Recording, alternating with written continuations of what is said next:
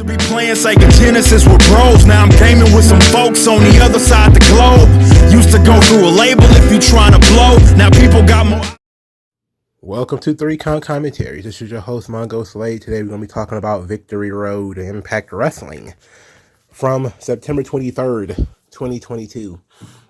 All right. So it took me a while to watch the show because I ended up watching SmackDown and Rampage, which was on at the same time Victory Road was on, which is unfortunate for Impact because I was actually more interested in their show than I was at least in AEW's show.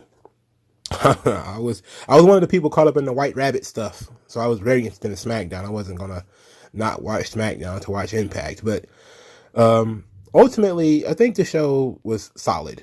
It was a solid show, but I have a huge problem with Impact and their lack of stories and their lack of storytelling, and we're going to talk about that momentarily. But one big note, one interesting note, because I don't do Impact that often, I only do Impact pay-per-views, is that Joe Hendry is apparently signed to Impact, and Joe Hendry rules. Joe Hendry is hilarious. They've shown 2 vignettes for him so far, and both of them have been pretty funny. The first one was a rip on the AEW backstage fight where somebody throws a chair and there's an old man dying and he's covered in bite marks. And and as the guy is dying, of course, they want to know who attacked him and who bit him and everything. And it's like to say his name. And then of course Joe Hendry his music starts to play. If you've never seen Joe Hendry before, I was a big fan of him in Ring of Honor too. He's hilarious.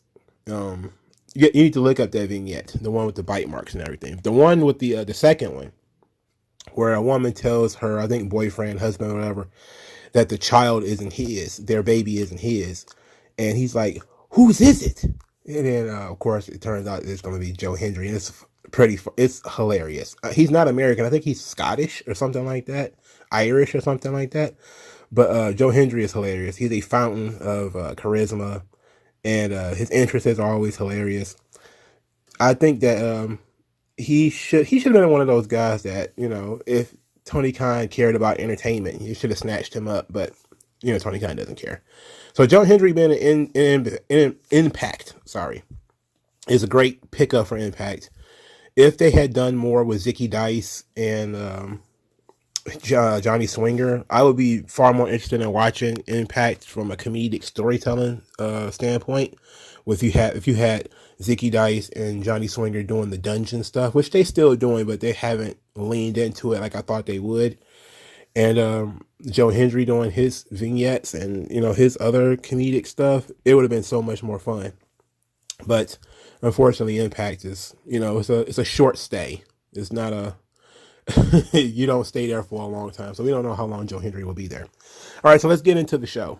I watched the pre-show, believe it or not, because I was like, okay, well, it has to be something here, right? Well, there wasn't. The Bullet Club, which consisted of Juice Robinson, Bum-Ass, Chris Bay, and Ace Austin. I just can't believe Chris Bay and Ace Austin have been in this company for 3 years or something like that consistently, and they have still not really risen above pre-show status. I think every time I talk about Impact, I stop to talk about Chris Bay and Ace Austin and their current progress, and which is no progress. They're just basically stuck at the bottom of this roster. I don't see why they stick around. I just don't understand what the hell. Like, if you can't get to the top of Impact and you've been there for 3 years, what the hell is the point in you still being there? And Juice Robinson, not worth talking about. The only good thing about him is he's married to Toni Storm. And the other pre-show match is Tasha Steelz defeating Killer Kelly by disqualification. This was a match they put a lot of effort and time into, so I'm surprised it was disqualification. They spent like a month building up this Tasha Steelz Killer Kelly match, having Killer Kelly choke out Savannah Evans, and who was like 3 times the size of Tasha Steelz. Interesting. Tasha Steelz was dressed like Ursula from the Little Mermaid, with the tentacles skirt. I cringed. It was pretty cringe, but whatever. The disqualification came with Savannah Evans choking Killer Kelly with a chain. Killer Kelly fought back, ended up taking the chain and choking Tasha Steelz with it right in front of the referee. The referee ended up taking the chain, and then Kelly choked the referee, put him in a chokehold. Then we got to see Lance Storm and Tommy Dreamer, among other officials, come out there and pull Kelly off of the referee after she had choked the referee out. So they ended a match that they put a lot of time and effort into in a disqualification. I think I've been saying this for a while that they probably need new bookers and Impact. They need a fresh take.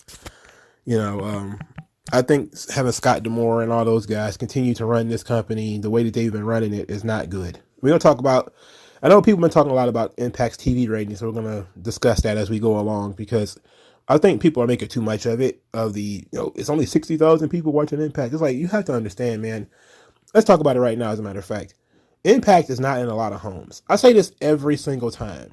Impact is like rated 90th Access TV is rated like 90th most watched television stations or cable TV stations. And I don't even think it's in every household. So I'm pretty sure most people who watch Impact watch it online. They don't watch it on TV because they might not even have access. So I don't make too much of their TV ratings, but I do look at those buildings, and those buildings are the same size every week. It's got to be at total 200 people there. So they're not doing much growing, but they're not shrinking either. So I don't know. So let's get into the main card. First match, Delirious, the old ROH booker, versus Mike Bailey for the X Division Championship. Mike Bailey is a bland, boring performer. He is incredibly boring. He just has no personality whatsoever.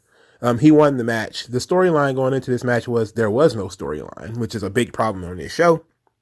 But they're starting to tell the story of Mike Bailey trying to break the record of most successful title defenses in a single run, which I think is 12 or 13 or something like that Christopher Daniels has. And Mike Bailey is already at 8. So they're trying to tell the story that can Mike Bailey break that record? It stood for, I think they said 15 years or something like that, which talks about how long the X Division title has been around. And there's a channel, Marky D123. He talked about the greatness of the X Division title.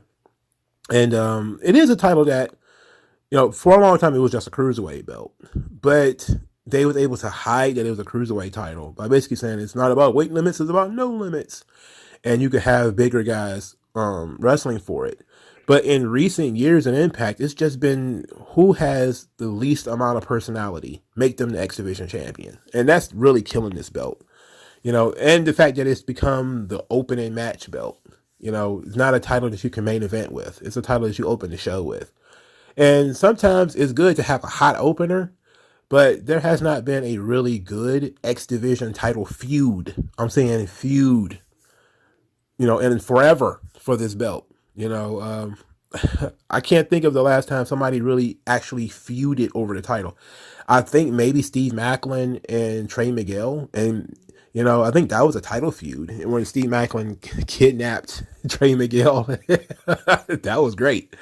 That was the last time guys really feuded over this belt. There's no feuds over this title. It's just random contenders popping up. They constantly do number one contenders matches without putting any story into them. Speaking of which, they actually brought back a match type that I thought was very interesting, the Triple Threat Revolver, which was the fourth match on the show. The Triple Threat Revolver is an elimination style match where there's I think 9 contenders or whatever, and it's triple threat, 3-man start.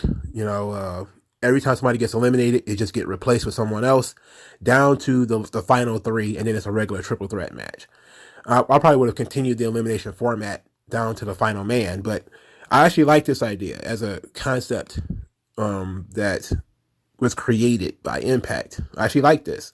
So let's talk about the X Division Triple Threat Revolver, because this match it was on the show. We started the match with Mia Yim, Laredo Kid, and Trey Miguel. And Laredo Kid was eliminated by Mia Yim with the Eat Defeat. That should tell you where we're going with this match. Laredo Kid was replaced by Alex Zane. So it was Mia Yim, Alex Zane, and Trey Miguel. Mia Yim once again got another pin when she pinned Alex Zane. So he was eliminated. He was then replaced by Kenny King. So it was Mia Yim, Kenny King, and Trey Miguel.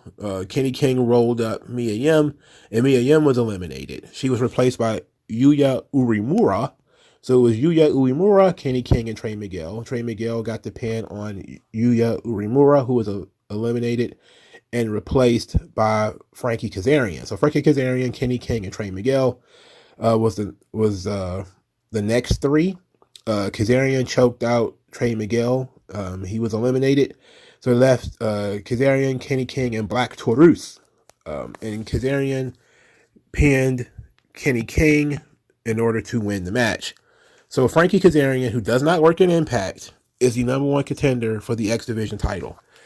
So again, let's double back to what I said before. Chris Bay and Ace Austin have been in Impact for a good 3 years apiece. And the next contender for the X Division title is a guy who does not work in Impact. I mean,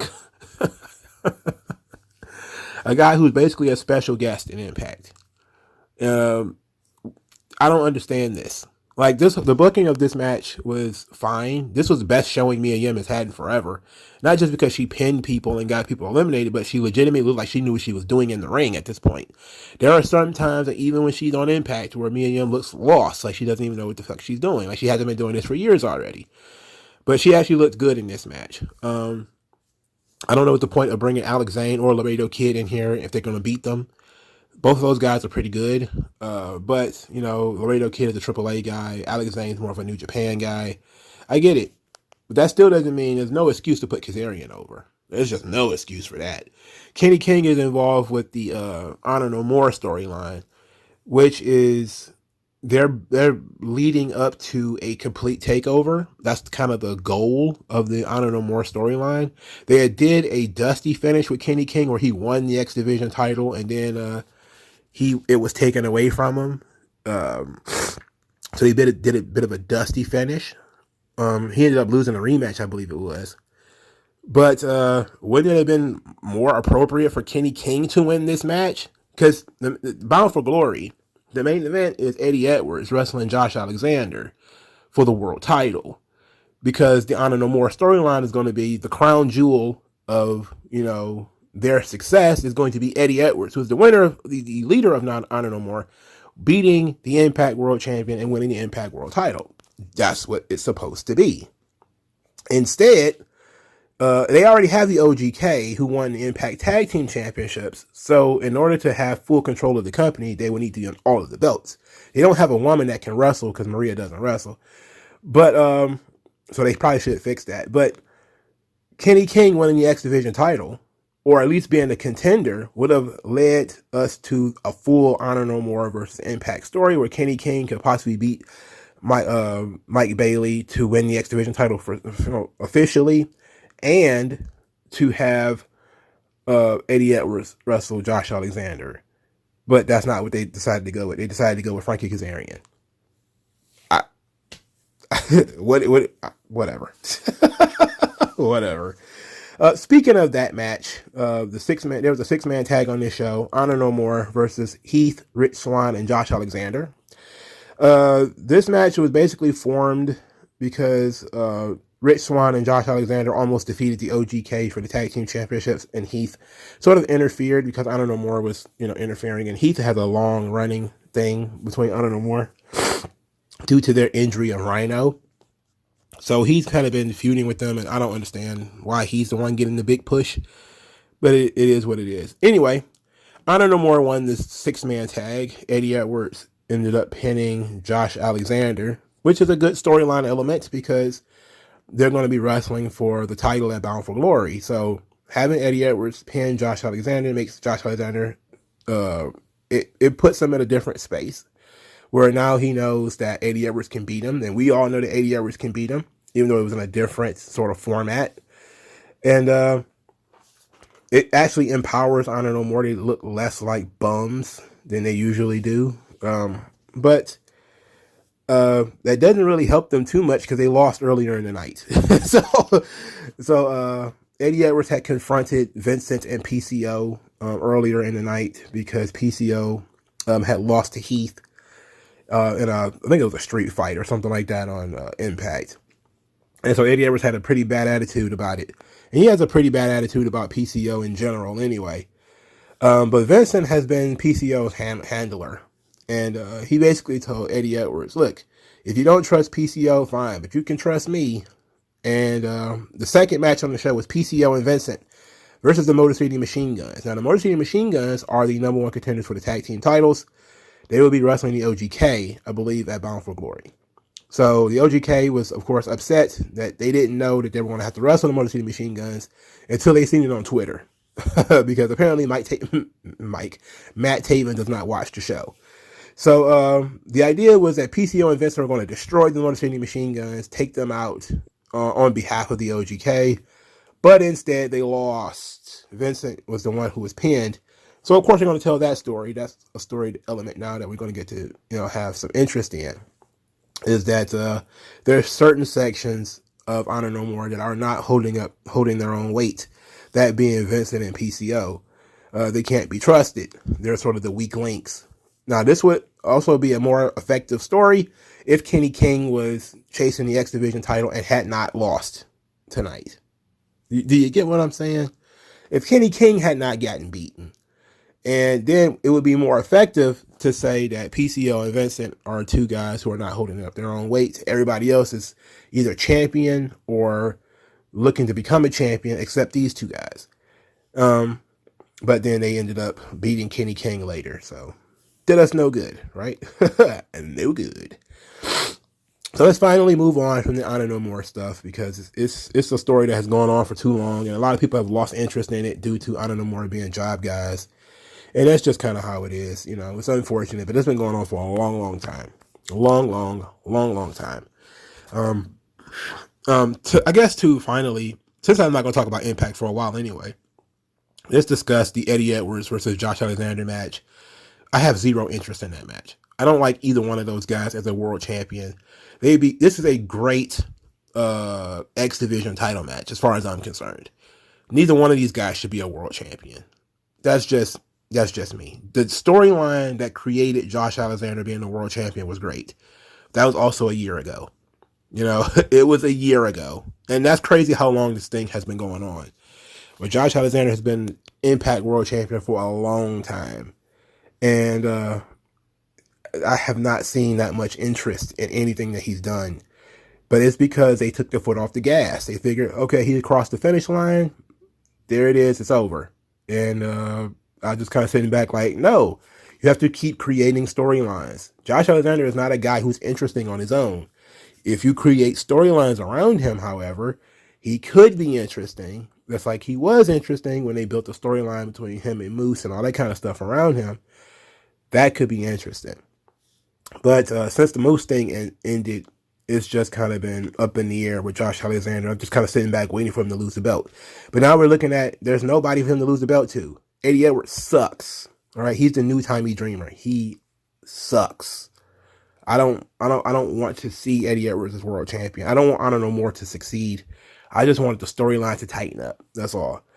Let's move on though, because a storyline that actually is pretty good is Mickie James's last rodeo. So she came out on Impact, I think a couple of weeks ago, and said that the next time she loses will be the last time, and she's going to retire. So either she's going to get to the top and become Knockouts champion again, or she's going to end up hanging up the boots. So, of course, this is just her version of the Ric Flair storyline from WWE. And you know what? This is actually a little bit more meaningful, considering Mickie James is still pretty young. She's only like in her early 40s. So she's not like in her mid 40s or late 40s or whatever.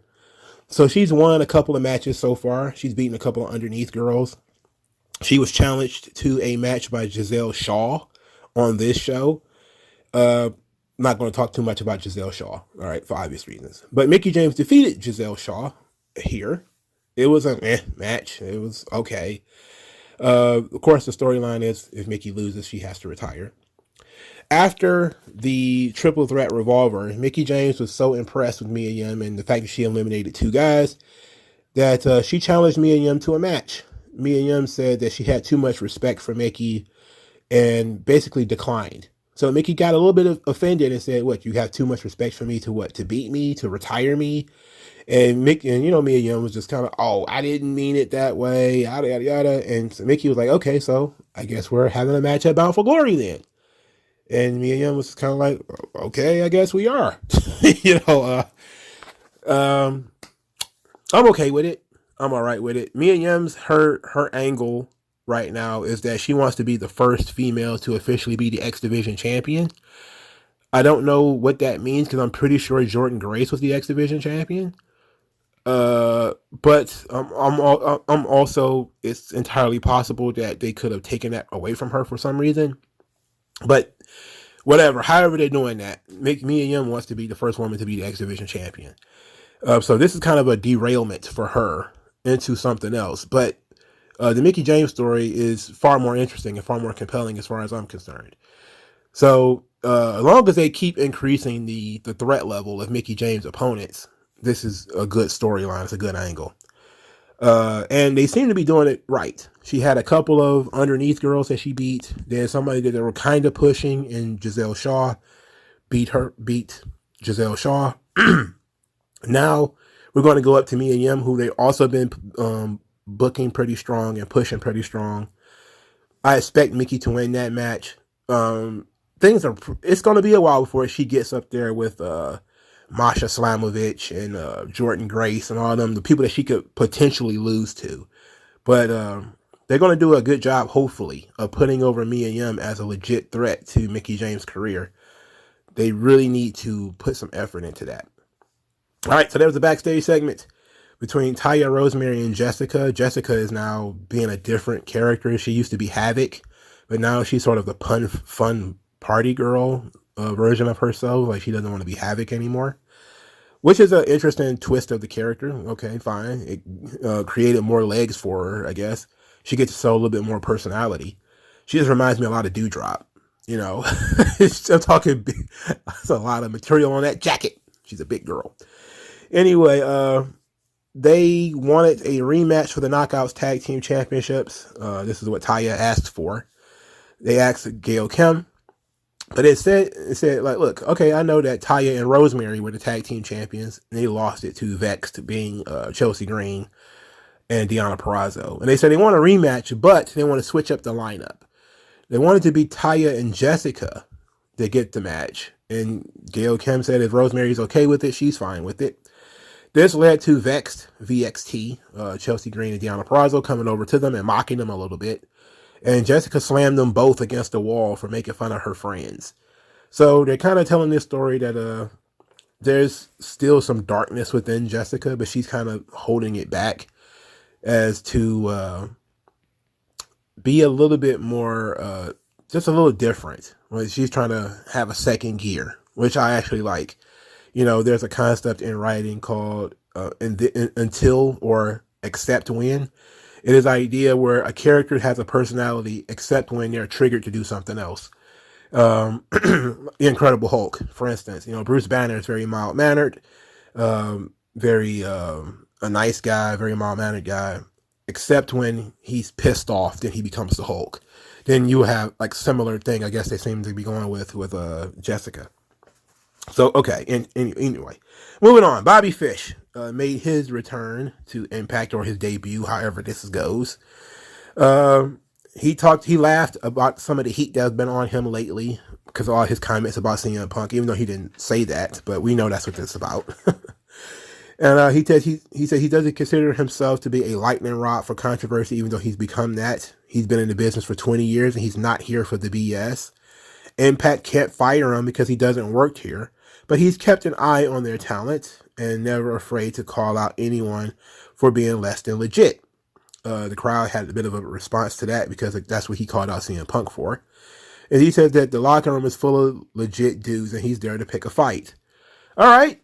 All of this started out really good.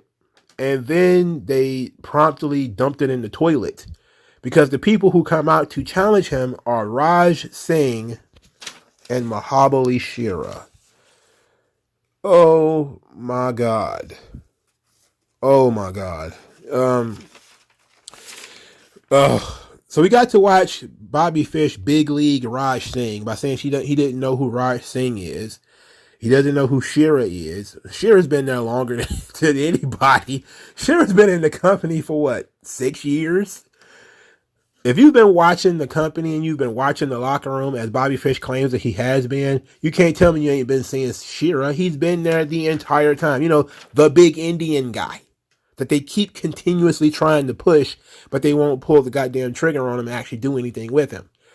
Because, quite frankly, he's not that good. You know, if we're being honest. No matter how much they send him to OVW, he's just simply not that good. Anyway, Raj Singh calls Bobby Fish a punk. Oh boy, that's really tearing him a new ass. Shoved him. They got into a bit of a fight. Bobby Fish, at 88 years old, beat both of these two guys up. And then says he still doesn't know who either one of them are, and he doesn't need both shoes to tone them up. So apparently he's going to wrestle Mahabali Shira on TV. Jesus H. Christ. Okay. I don't care. I don't care. Bobby Fish is a guy, I don't know what his value is by himself. It's just, he's a body in the ring, I guess. Whatever. This was the thing from the show that got the most attention, was that Bobby Fish was there, following his comments about CM Punk. But everybody is mostly making fun of Bobby Fish for going to Impact. And him not being able to get a job in WWE. Which is pretty funny if you think about it. You know, considering everybody believes the backstage story that Bobby Fish was the guy trying to get Kyle O'Reilly and Adam Cole to leave. Everybody believes that. So they think that he was kissing ass and blowing smoke up Triple H's ass. How about he's ready to go to war for him and all that kind of stuff, only to get left behind and not get a job. Which is really unfortunate if that's true. I just question whether it's true or not. I think the guy just wanted to get the fuck out of AEW because, you know, he didn't like CM Punk, you know, and CM Punk probably didn't like him. That whole thing with Bobby Fish sort of kicking out of CM Punk's finish, which I did not see until, you know, I think somebody brought it up. I watched that match, but I didn't remember that happened. Yeah, that's an asshole move. You know, that was a real asshole move. That should have been a good red flag that CM Punk wasn't very well liked backstage. That he even got away with that. Bobby Fish should have got fired for that, if we're being honest. If Tony Khan had a spine, when he kicked out at 3, like he technically lost the match, but he kicked out at 3. I would have fired Bobby Fish for that. You know, yeah, CM Punk took forever to pin him and all that kind of shit, but you don't bury CM Punk's finish. You don't do that. Especially since you're an underneath guy. I don't give a fuck. You know, I'd have fired Bobby Fish for that, but that's just me. Anyway, Bobby Fish is in Impact. Yay, Impact. These one more for the good guys, I guess. All right, the next match 5. Jordynne Grace defeats Max the Impaler. This match was actually kind of fun. I'm a big fan of Max the Impaler. Not a huge fan of Max the Impaler being non-binary, but whatever. Max the Impaler is the new age Awesome Kong. She is huge. She's got a little bit of speed to her. She's got the power advantage. So this made sense. Jordynne Grace's whole thing is that she's sort of buff Miss Piggy now. Like she's short, but she's very strong. So her opponent at Bound for Glory is going to be Masha Slamovich. And so they're doing a pick your poison concept, which I always liked. I always liked pick your poison. And Masha Slamovich went, far above and beyond by picking Max the Impaler for Jordynne Grace's opponent. Now, I didn't like it because, of course, Max the Impaler has to lose, which, of course, she did. But it was a good match. Let's put it like that. So Max really got to test Jordynne Grace, forced Jordynne Grace to fight from underneath. But unfortunately, Max loses just like everybody else lost to the Grace driver. I just feel we just kind of went from Jordynne Grace barely being able to lift Max at one point in this match to, now she can flip Max like a pancake in the finish. That doesn't make much sense, but okay. Jordynne Grace is the Knockouts champion, and Max the Impaler is not going to be there for the long term. At least I don't think so. So it makes sense for Jordynne Grace to win, even though I think that Max the Impaler is is good enough that should be signed somewhere and push for the long term as a sort of monster heel. But I don't run any wrestling companies. I just look at money potential and say that Max the Impaler has money potential.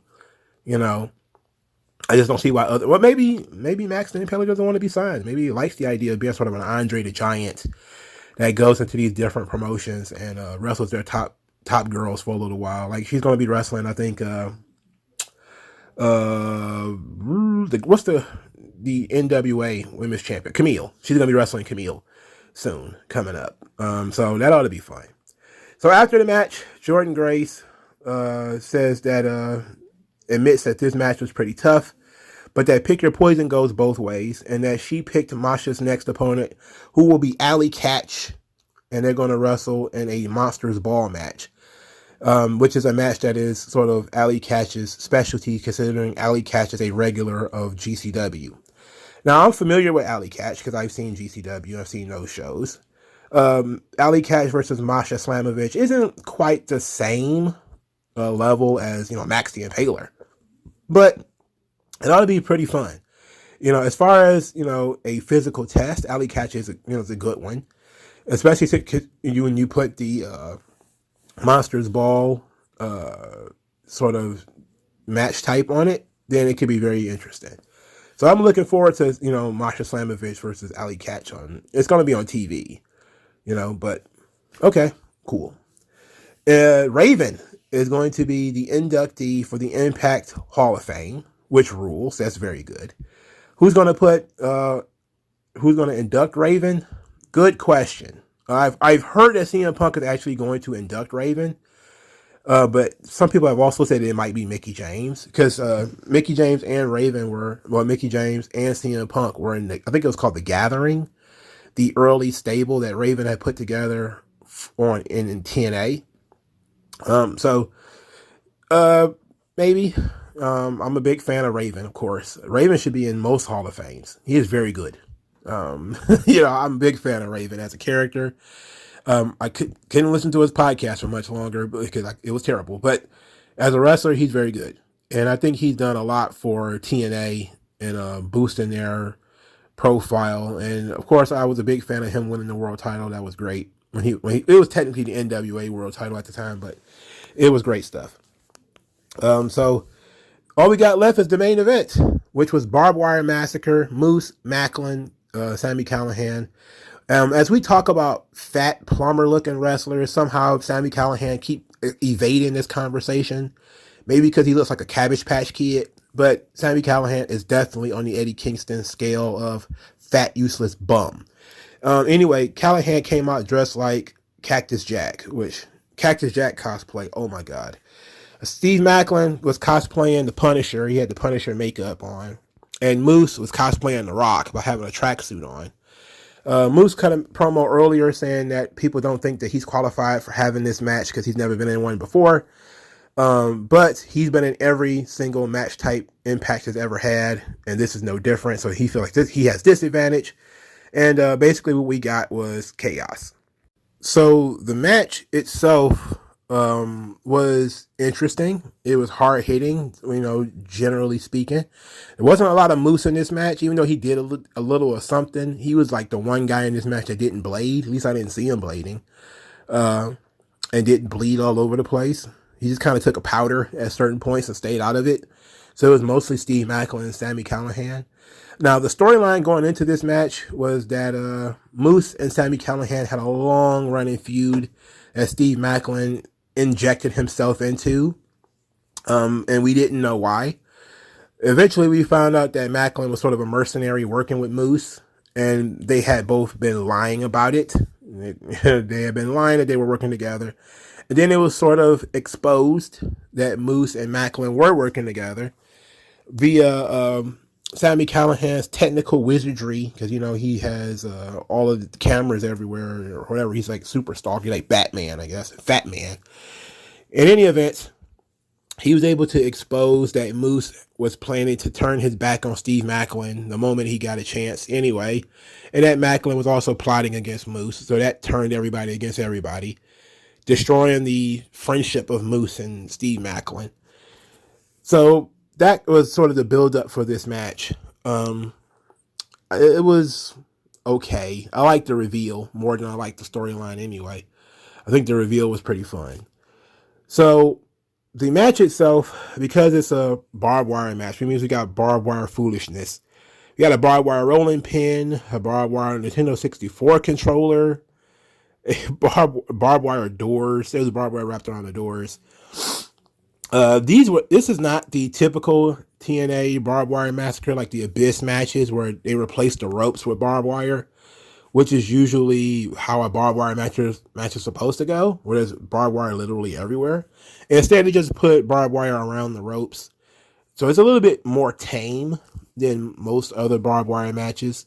Still is a barbed wire match, and I'm not really a huge fan of that.